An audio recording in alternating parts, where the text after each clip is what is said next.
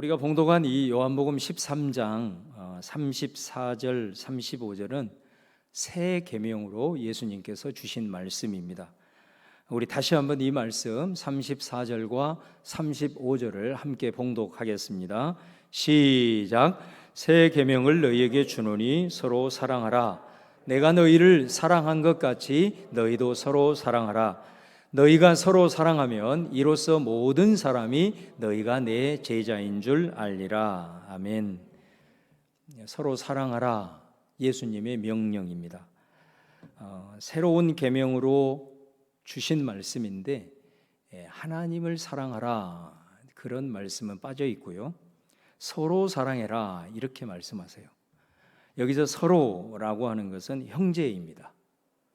하나님을 아버지로 고백하는 그리스도인 형제 자매, 우리 성민교회 같은 믿음의 성도들을 가리킵니다.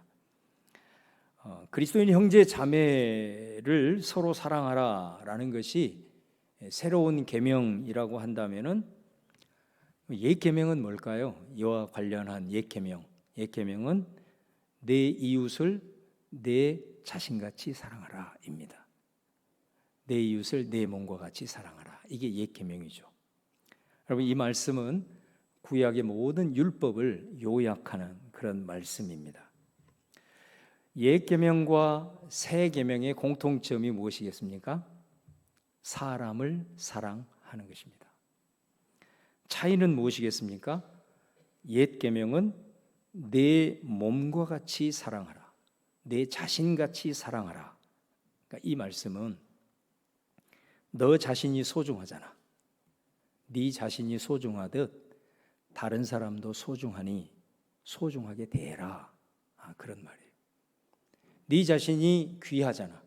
네가 귀하듯 다른 사람도 귀하니 다른 사람을 귀하게 대해라. 그런 말이죠.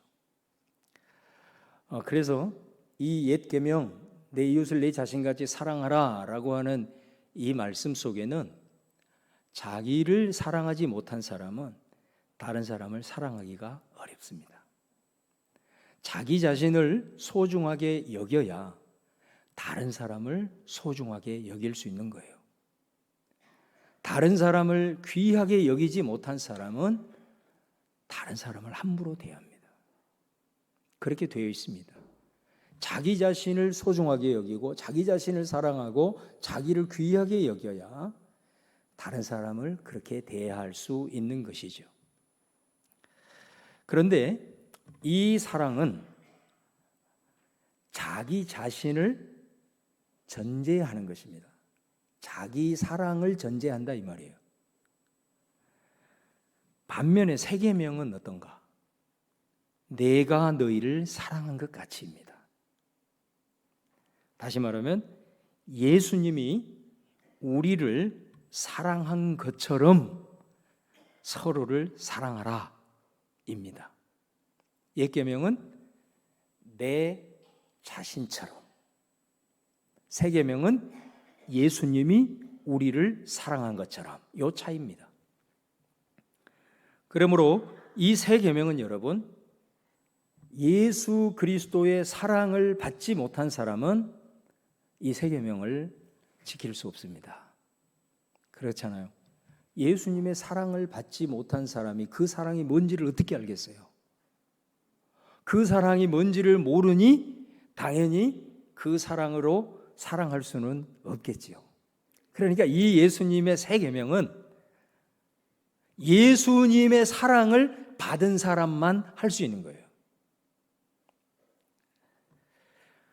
이 말씀을 하시고 예수님이 뭐라고 말씀을 하시냐면 이렇게 새 계명인 내가 너희를 사랑한 것처럼 다른 형제와 자매를 사랑하면 모든 사람, 다시 말하면 세상에 예수를 믿지 않는 세상 사람들이 너희가 나의 제자인 줄을 알게 될 것이다. 이렇게 말씀을 하셨어요. 세상 사람들이 그리스도인들을 볼 때 저 사람들은 우리가 사람을 대하는 방식하고 좀 뭔가가 다르네. 우리는 사람을 대할 때 좀 조건을 따지고 조건적으로 대하는데 저 사람들은 조건 없이 있는 모습 그대로 받아주네. 뭐지? 우리는 나의 유익을 관계 속에서 먼저 생각을 하는데 저 사람들은 때로는 손해를 감수하면서 사람을 대하네. 뭔가가 다르네. 저 사람들 누구지? 그렇게 하고 보니까 그 사람들이 예수님을 믿고 교회를 다니던 사람이라는 거죠. 아, 저렇게 사람을 대하고 저렇게 사람을 사랑하는 사람들이 그리스도인이구나. 그리고 저 사람들이 믿는 대상이 예수구나. 이렇게 된다는 거예요. 예수님의 말씀이에요, 이게. 우리가 이 예수님이 나를 사랑한 이 사랑으로 사랑해야 세상 사람들이 우리가 그리스도께 속한 그리스도를 따르는 제자라는 것을 알게 된다는 거예요. 인정한다는 거예요. 지난 우리 수요일 날 우리 수요 전도대원들하고 피켓 전도 나갔어요. 토요일에는 또 먼저 우리가 오늘부터 시작을 하지만은 우리 교역자들이 나가고 오후에는 또 우리 권사님 몇 분이 오셔서 피켓 전도를 했습니다. 수요일에는 저 혼자 다 2인 1조로 나갔는데 저는 저 혼자 나갔습니다. 영문 사거리에 가서 피켓을 딱 들고 1시간 동안 있었습니다. 근데 딱 한 기도 끝나고 1분이 됐을까요? 어떤 양복을 말끔히 차려 입은 한 신사께서 저에게 다가오셔서 사진 한번 찍어도 되겠습니까? 이렇게 얘기를 하는 거예요. 그 순간 저는 갑자기 모델이 되어버렸습니다. 사진을 찍는다는 거예요. 그래서 찍으시라고 그랬어요. 그랬더니 피켓 내용이 너무 좋습니다. 그러면서 우리 성민교회가 어디가 있습니까? 호지거지 이렇게 물어보시는 거예요. 이제 대답을 하다가 저에게 또 물어보는 거예요. 혹시 교회에서 직분이 뭡니까? 이렇게 물어보더라고요. 그래서 제가 그 교회 섬기고 있는 담임 목사입니다. 그랬더니 아이고 어머니라 이러면서 자기도 어디 교회 목사라고 그렇게 얘기를 하면서 너무 도전이 되고 너무 감사하다고 그러면서 막 저에게 이제 그런 얘기를 해주시는 거예요. 사실은 제가 이 피켓을 들고 혼자 거기까지 가면서요 마음이 두근반 세근반 했습니다. 사실은. 그런데 하나님께서 1분도 되지 않아서 그분을 딱 붙여주심으로 제 안에 그냥 담대함과 자신감이 그냥 확 올라오더라고요. 그래가지고 그게 했는데 그렇게 한 분, 두 분 이렇게 오셔서 저에게 말을 거시는 분들은요 거의 대다수가 교회를 다니시는 분들이었어요. 그래서 우리를 보고 도전받고 감동이 된다라고 다 한마디씩 하시고 가셨어요. 그래서 제가 거기서 깨달았어요. 피켓 전도하는 게 믿지 않는 사람들에게 하나님의 사랑으로 격려하려고 왔는데 믿는 사람들이 이 모습 보고 도전받는구나. 그 현장에서 그 사실을 깨닫게 되었어요. 어떤 사람들은 눈길 한번 주지 않습니다. 지나가면서 곁눈질로 딱 쳐다보고 가기도 하고요. 원래 자기가 가야 되는 동선을 틀어서 1m 돌아서 가기도 하고요.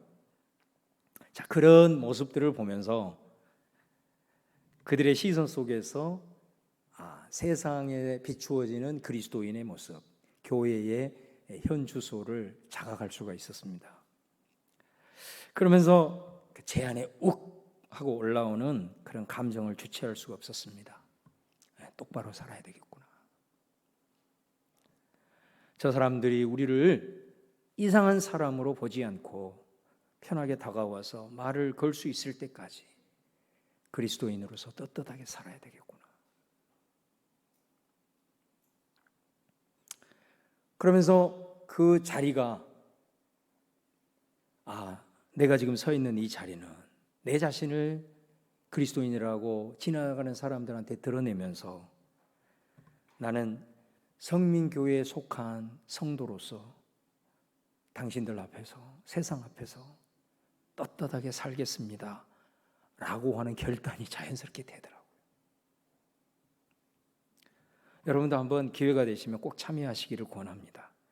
지나가는 사람 중에 여러분을 아는 사람도 있을 것이고요, 모르는 사람도 있을 거예요. 그 모습 보면 부끄러울 수도 있고, 어떤 분은 오히려 당당하게 떳떳하게 생각하시는 분들도 있을 거예요. 자, 그런 상황을 맞이했을 때, 그래, 내 자신이 이 자리에 서 있는 것이 당당하도록, 떳떳하도록, 내가 정말 그리스도인답게 앞으로 더 잘 살아야 되겠구나, 그런 결기가 생겨요. 그런 은혜가 여러분에게 있기를 바랍니다. 예, 여러분, 오늘 우리 주님이 그렇게 살아갈 때 세상이 우리를 보고 그리스도의 제자라고 인정을 한대요. 그렇다면 여러분, 예수님이 우리를 사랑하시는 사랑으로 서로 사랑하는 것이 구약에서 말한 이웃사랑과는 차원이 다른 계명인데, 예수님이 우리를 사랑하시는 사랑이 도대체 뭐냐? 우리가 그 사랑을 받았다고 하는데 내가 받은 사랑이 도대체 뭐지? 제가 이 말씀 요한복음을 다시 묵상했어요. 그러면서 예수님이 우리에게 베풀어 주신 그 사랑 세 가지를 발견하게 되었습니다. 그 첫 번째는 뭐냐면, 여러분, 예수님이 우리를 사랑하시는 이 사랑을 헬라어로 아카페라고 합니다. 아카페. 이 아카페의 출발은요 뭐였냐면 성육신이었어요. 성육신.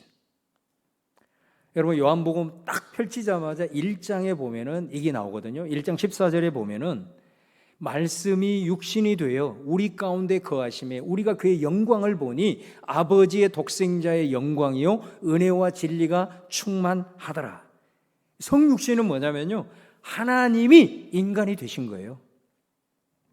쉽게 예를 들어보면 이 성육신을 설명하는 그 글귀가, 제가 신학교 다닐 때 영어 그 책자에 이 글귀가 나오는데 그 글귀가 생각이 났어요. 거기 보면 이런 내용이 나오거든요.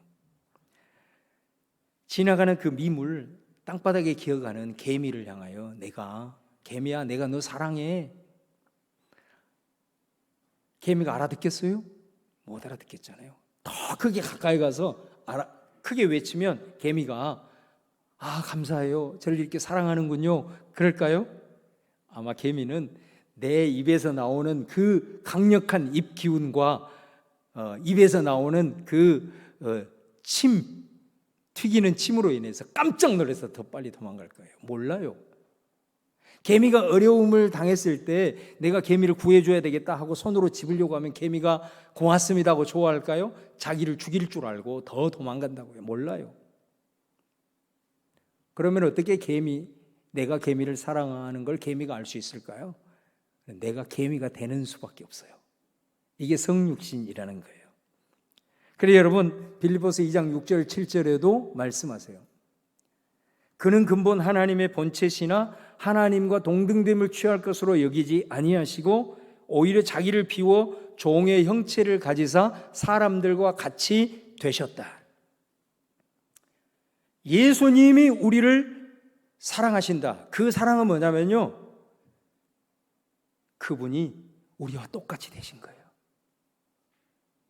하나님의 영광, 하나님의 모든 누리는 그 보좌 싹 버리고 우리 인간의 몸을 입고 이 땅에 오신 것, 이게 아가페의 출발이에요. 그러면 내가 너희를 사랑한 같이 너희도 서로 사랑해라 라고 하는 이 사랑의 출발은 뭘까요? 성육신의 자세로 사람을 대하는 거예요. 내가 그 사람의 입장에서 바라보고 그 사람을 대하는 거예요. 우리 아이들과도 대화할 때 어른들이 서서 이렇게 하게 되면 권위적으로 비춰지니까 그 어른들이 이렇게 자세를 낮춰서 아이들의 눈높이를 맞추잖아요. 그럼 아이들이 평안한 가운데 자기를 열고 서로 소통한다고 그러지 않습니까? 바로 그게 성육신 자세예요. 여러분, 우리가 신앙생활을 하다 보면 우리 눈에 거슬리는 사람들이 있습니다. 예배 시간에 자꾸 늦은 사람들이 있을 수 있어요. 그러면 우리는 그 사람의 믿음을 어느 순간에 내 기준으로 판단을 해요. 그러면서 야, 저 사람 왜 저 모양일까? 이건 아가페가 아니에요. 아가페는 어떤 거냐면요, 저 사람에게 무슨 사정이 있을까? 이 마음을 품는 거예요. 내가 혹시 도와줄 만한 뭔가가 있을까? 이게 성육신이에요. 우리 여러분, 여름 때마다 우리 전교인이 농촌 봉사활동 가잖아요. 예수의 사랑을 몸으로 전하기 위해서 가죠. 그곳은 잠자리도 불편하고 잘 씻지도 못하고 화장실도 정말 감당할 수 없어요. 근데 내가 집에서 생활한 것처럼 똑같은 환경을 거기에서 요구한다면 어떻게 될까요? 우리가 예수님의 이름으로 봉사하고 사역하는 것, 성육신 자세가 필수잖아요. 이 마음을 품지 못한 선교, 이 성육신 자세가 되지 않는 사역, 그거는요, 사역이 아니라 그것 때문에 현지인은 더 큰 상처를 받게 되는 거잖아요. 우리를 사랑하신 예수님의 사랑이 뭐냐? 예수님은 하늘의 영광, 하나님 대신 포기하고 우리 인간과 똑같이 되신 거예요. 이 성육신이 아가페의 출발이에요. 이게 아가페를 위한 문을 여는 거예요. 여러분, 우리 가정 안에서 부부 사이에 남편 아내는 남편을 바라볼 때 상대의 눈높이로 바라보는, 이게 아가페의 시작이에요. 부모와 자녀들 관계 속에서도 부모는 자녀의 눈높이로, 자녀는 부모의 눈높이로 상대방을 바라보고 상대방에게 말을 건네고 상대방을 대하는 것, 이게 아가페의 출발이에요. 이게 성육신이에요.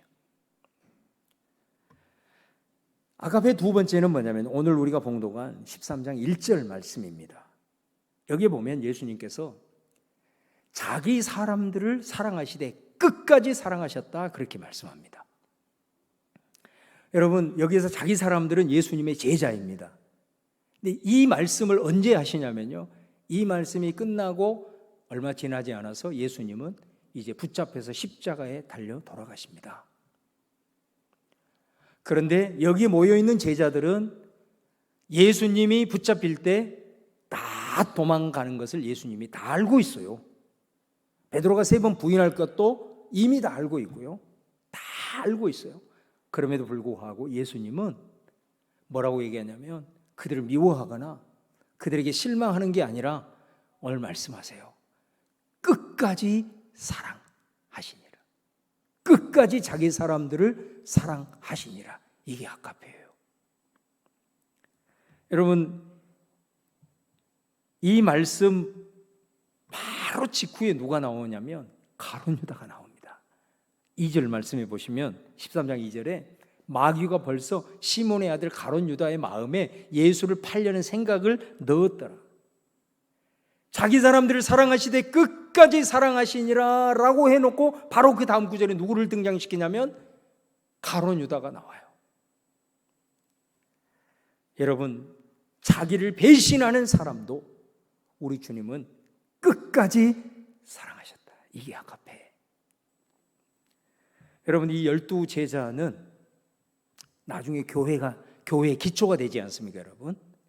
그래서 이 제자 공동체를 보면은 이 제자 공동체의 턱 위에 세워질 교회 공동체가 어떤 공동체인지를 알 수가 있어요. 제자들을 보면 출신들이 다 다르고 그들의 지식의 수준도 다르고 신앙적인 컬러도 다르고 주님을 바라보는 관점도 다르고 주님을 대하는 자세도 다 달라요. 이렇게 다양해요. 예수님의 제자인 그렇게 많지 않는 12명의 소그룹인데도 가룟 유다 같은 사람이 있었어요. 제자 안에 예수님의 원수가 있었단 말입니다. 그렇기 때문에 이 제자 공동체를 보면 교회 공동체의 성격을 우리가 알 수가 있는데요. 그렇기 때문에 교회 공동체는 사실은 우리가 주님을 믿고 주님 앞에 가까이 나아가는 데 있어서 시험에 들 수 있는 가능성이 무궁무진한 공동체가 사실은 교회입니다. 인정하고 싶지 않아도 인정할 수밖에 없어요. 나와 다른 사람이 너무 많아요. 심지어 나의 신앙을 흔들리게 하는 가룟 유다와 같은 존재도 있을 수 있습니다. 그럼 어떻게 해야 될까요? 이리저리 피해 다닐까요? 교회를 옮겨볼까요? 그렇다고 해결되지 않아요. 그곳에 가면 내가 좀 신앙생활 하다가 이제 이 공동체에 내가 한번 적응을 해봐야 되겠다 하는 순간 똑같은 시험의 상황이 나를 기다리고 있어요. 내가 피해 도망쳤던 그와 같은 똑같은 사람이 내 앞에 기다리고 있다고요. 사랑하는 여러분, 그럼에도 불구하고 교회가 왜 지금까지 이렇게 하나 될 수 있었을까요? 바로 그거는 이 예수님의 사랑 때문입니다. 이 아가페 때문이에요. 그런 사람을 직면하고 그런 상황 앞에 섰을 때 우리는 내가 예수님 앞에 이런 사람이었구나 깨닫게 돼요. 내가 주님 앞에 이런 존재였구나 깨닫게 되면서 그럼에도 불구하고 주님을 부인하고 멀리하고 주님 앞에 때로는 원수가 쟁했던 나를 자기 사람으로 끝까지 사랑하셨기 때문에 내가 오늘 이 자리에 있구나 이 감동이 되면 그 사랑으로 우리가 성육신의 자세를 품게 되고 한 걸음 한 걸음 나아가 서로를 품고 용납하고 사랑할 수가 있게 되는 거예요. 여러분 가운데, 여러분 가정 가운데, 우리 교회 가운데 이 아가페의 역사가 충만하시기를 주님의 이름으로 축원합니다. 마지막으로 세 번째는 이 아가페의 완성이 뭐냐면 십자가예요. 이 십자가는 품고 용서하는 차원을 넘어서 자신을 희생하는 사랑을 말합니다. 다시 말하면 원수를 용서하고 배신자를 끝까지 품으시는 차원을 훌쩍 넘어서서요, 이제 자기의 목숨까지도 그들을 위해서 내어 놓은 바로 아가페의 완성이 바로 이 십자가입니다. 여러분, 하나님의 나라가 확장되고 교회가 부흥하는 것은요, 사람이 많아서가 아니에요. 그 공동체에 누군가가 예수님의 십자가를 지는 사람이 있었기 때문에 하나님 나라는 확장된 거예요. 그리고 우리 성민교회가 이 자리까지 오게 될 수 있는 것입니다. 누군가가 계산하지 않고 손해보는 예수님의 아가페가 있었기 때문에 우리 성민교회는 여기까지 왔고 앞으로도 가게 될 것입니다. 어느 선교사님이 했던 말이 기억이 납니다. 여러분은 이 척박한 땅 끝에 와서 선교하는 저를 대단하게 생각할지 모릅니다. 하지만 저는 선교 사역을 하면서 깨닫게 된 한 가지 사실이 있습니다. 그것은 민족과 열방을 품는 것은 누구나 할 수 있는 일입니다. 그러나 내 옆에 있는 가장 가까운 한 사람을 품는 것은 아무나 할 수 없습니다. 여러분, 우리는 1, 2주 민족과 열방을 향하여 비전 트립으로 단기 선교로 가서 그들을 위해서 눈물을 흘릴 수 있고요, 그들을 품고 예수의 사랑 전할 수 있습니다. 그런 나의 모습을 보고 야, 선교의 영으로 충만하구나, 대단한 선교 마인드를 가졌구나 라고 스스로를 생각할 수 있습니다. 그러나 그거는 누구나 다 할 수 있는 일입니다. 가장 내 가까이 있는 교회 지체, 더 가까이는 여러분의 가족, 여러분의 형제, 자매, 그들을 품고 계세요? 그거는 아무나 못하는 것입니다. 그 사람이 가장 위대한 사람입니다. 예수님이 그런 말씀을 하셨어요. 너희들이 복음을 위해서, 하나님 나라 위해서 나를 따라오려고 할 때 가장 너희들을 핍박하고 힘들게 한 원수는 멀리 있는 게 아니라 바로 너의 부모, 너의 형제 자매다. 원수는 멀리 있지 않다. 예수님 말씀하셨잖아요. 여러분, 이 말씀의 의미를 오늘 주신 예수님의 말씀의 의미와 잘 섞어서 깊이 깨달을 수 있기를 바라요. 오늘 예수님이 말씀해요. 우리에게 새 계명은 열방을 볶는 게 아니야. 네가 알지 못하는 세상 사람들을 위해서 희생하라는 게 아니야. 새 계명은 말이야, 네가 가장 잘하는 사람, 바로 지금 네 곁에 있는 네 가족, 예수 그리스도 안에 형제 자매된 네 옆에 있는 성도 한 사람을 사랑하는 거야. 예수님이 지금 그렇게 얘기하잖아요. 새 계명이 민족과 열방을 품고 사랑하라고 지금 주신 말씀입니까? 아니에요. 네 곁에 있는 한 사람, 하나님을 아버지로 고백하는 성민교회 성도 한 사람, 네 가족에 있는 남편, 아내, 그 한 사람 사랑하는 것을 새 계명으로 주시는 거예요. 옛 계명을 뒤집어 엎으시면서. 여러분, 오늘 가정의 달 마지막 주일 우리 성찬식 거행합니다.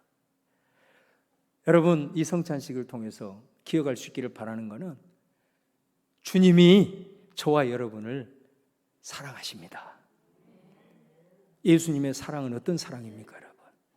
우리의 눈높이를 맞추기 위해서 하나님이신 그분이 인간이 되신 사랑이에요. 그리고 가룟 유다와 같은 저와 여러분을 끝까지 너는 내 사람이야, 너는 변해도 나는 변치 않아, 신실하게 나를 사랑하신다라고 하셨어요. 그리고 심지어 우리를 위해 자기 생명을 십자가에 내어 주신 그 사랑이에요. 주님의 사랑은 그 사랑이에요. 그 사랑을 저와 여러분이 받은 거예요. 성찬식은요, 이 사랑이 재현되는 시간이에요. 주님께서 이 성찬식 가운데 말씀하시는 거예요. 내가 너를 향한 사랑 바로 이와 같단다. 성찬식을 통해서 확인시켜 주시는 거예요. 그런데 여러분, 오늘 이 주님의 사랑을 기억하면서 정말 이 말씀을 전하는 제 마음을 도려내는 심정으로 여러분에게 이 말씀을 전하지 않을 수 없어요. 하나님의 말씀이니까요. 그거는 뭐냐면요, 여러분들이 성찬식을 대하면서 먹고 마시는 주님의 살과 피를 상징하는 떡과 잔이요, 여러분의 죄를 먹고 마시는 잔이 될 수도 있다는 것을 아셔야 돼요. 이것도 잊지 말고 기억해야 됩니다. 성찬식을 말씀하시는 고린도전서 11장에서 사도 바울이 이 말씀을 하세요. 고린도전서 11장 29절에 주의 몸을 분별하지 못하고 먹고 마시는 자는 자기의 죄를 먹고 마시는 것이니라. 주의 몸을 분별하지 못한다. 여기서 주의 몸은 교회잖아요. 고린도 교회 성도들 가운데 교회가 주님의 몸인지 분별하지 못했어요. 도대체 이들에게 어떤 일이 있었기 때문에 사도 바울이 이런 얘기를 할까?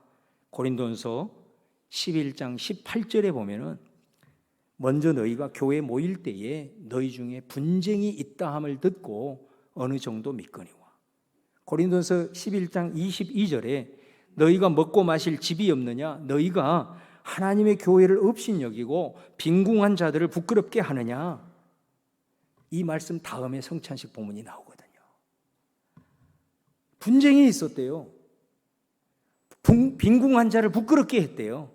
자, 이 말은 어떤 의미냐면요, 교회 안에 서로 친한 사람들, 또 어울리는 그룹들이 있잖아요. 당연한 거예요. 사람들이 다양하기 때문에 그래요. 그런데 문제는 뭐냐면요, 그 그룹들이 서로 쳐다보지를 않는 거예요. 말도 섞지 않는 거예요. 거기에는 강한 자가 있었고 약한 자가 있었어요. 기존 신자도 있었고 신입 교우도 있었어요. 부자도 있었고 가난한 자도 있었어요. 그런데 그 그룹들이 있을 수 있는 거죠. 근데 문제는 뭐냐? 서로가 품지 못해요. 서로 정죄하고 험담하고 무시하고 말 섞지 않고 쳐다보지 않고. 주님의 몸은 주님의 아카페로 세워졌는데 이 주님의 몸인 교회는 아카페를 찾아볼 수 없었던 거예요. 심지어 아카페 문을 여는 성육신의 자세도 없었던 거예요. 그 결과를 이렇게 말합니다. 고린도전서 11장 30절에 그러므로 너희 중에 약한 자와 병든 자가 많고 잠자는 자도 적지 아니하니. 얼마나 충격적인 말입니까? 그런 공동체에 하나님을 위해서 위대한 사역한다고 하고 봉사하고 일해도 약한 자가 많대. 병든 자도 많대. 교회가 그래야 되겠습니까, 여러분? 교회가 그리스도인의 몸인 것을 분별하지 못하면, 그래서 아카페가 아니라 서로에 대해서 적대 감정 가지고 있고요. 그 상태에서 용납하지 못하고 품어주지 못하고 기다려주지 못하고 아껴주지 못하면 너의 삶도 교회도 고린도 교회와 같이 될 수 있다라는 말씀 아니겠습니까? 여러분, 우리 교회가 주님이 기뻐하는 공동체로 서기 위해서 얼마나 많이 기도했습니까? 얼마나 많이 우리 준비하기 위해서 몸부림을 쳐왔습니까? 이제 우리가 세상을 향하여 한번 일어서려고 우리 결기를 다지고 있습니다. 이 상황에서 오늘 우리 주님께서 우리 가정에게, 우리 교회에게 이 말씀 주십니다. 내가 성민교회를 사용하기 위해서, 네 가정을 사용하기 위해서 네가 넘어야 될 마지막 구부능선이야. 너 반드시 이거 넘어야 돼. 성민교회 반드시 이거 넘어야 돼. 새 계명을 너에게 준다. 서로 사랑해라. 멀리 있는 사람 말고 네 가족 사랑해. 교회 식구 사랑해. 어떻게 사랑해? 내가 너 사랑한 것 같이 너도 아가페 해라. 그래야 세상이 너희가 내 제자인 줄 알아. 구원받아야 될 사람 너희 교회에 붙여주고, 그 말이잖아요. 여러분, 아카페의 실천은요, 내가 예수님으로부터 아카페를 받았다는 것을 증명하는 거예요. 아카페는 교회를 통해서 주시는 하나님의 복이 성도 여러분에게 흘려가는 통로가 돼요. 아카페는요, 세상이 교회를 통해서 하나님을 바라보게 되는 창문이라고요. 여러분, 아카페의 자리 어디에 여러분 서 계세요? 정말로 저와 여러분이 적어도 성육신의 문을 여는 정도의 만큼은 우리가 서 있어야 되지 않겠어요? 성육신의 자세를 가지고 상대를 바라보는 것이 아카페의 문을 여는 거예요. 그 문을 열어야 성령께서 우리를 도와주시고 우리에게 능력으로 역사하셔서 자기 사람들을 끝까지 사랑할 수 있게 되고요. 그리고 내 자신을 계산하지 않고 희생할 수 있는 데까지 이룰 수 있는 것 아니겠습니까? 그러므로 이 말씀은 성도 여러분이 교회를 통해서 받을 축복을 가늠하는 거예요. 이 말씀은 붕을 가로막고 있는 마귀를 물리치는 교회의 영적 승리를 결정짓습니다. 이 말씀은 교회를 통해서 일어날 세상의 변화를 결정짓는 겁니다. 오늘 여러분, 이 말씀 우리 모든 성도님들 아멘으로 받으시기를 축원합니다.